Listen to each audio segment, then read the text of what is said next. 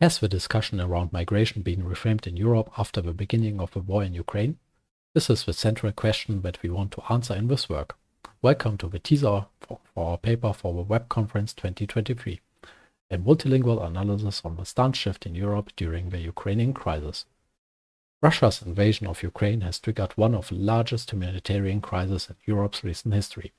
The ongoing war is causing more and more casualties, destruction and displacement inside and outside Ukraine's borders.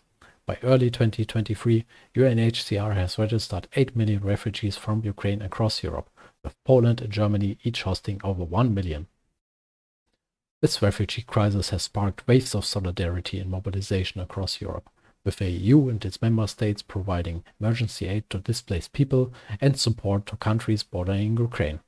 At the same time, there has been criticism of the disparity between policies, treatment at the border, and media portrayal of Ukrainian refugees compared to other groups, particularly those during the 2015 European migrant crisis.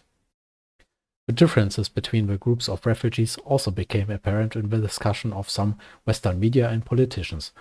Ukraine is portrayed as a country where you would not expect a war, and its people as white, Christian, and European.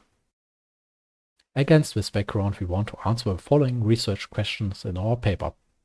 Is there a stance shift with respect to migration triggered by the war in Ukraine and the reporting about it? Are there differences between individual European countries with respect to this?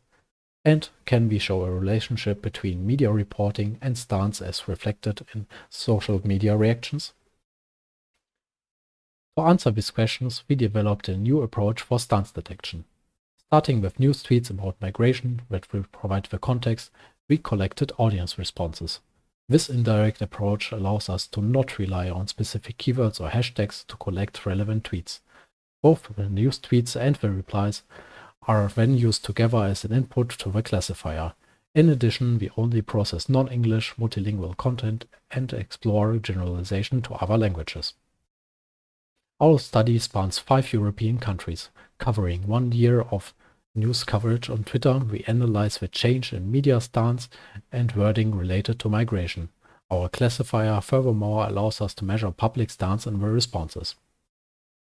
Finally, we publish a dataset of over 8,000 news tweet responses annotated with their respective stance towards migrants and refugees. This subset comes from a collection of 11,000 news tweets within 1 year on the topic of migration from 200 news outlets in the 5 countries.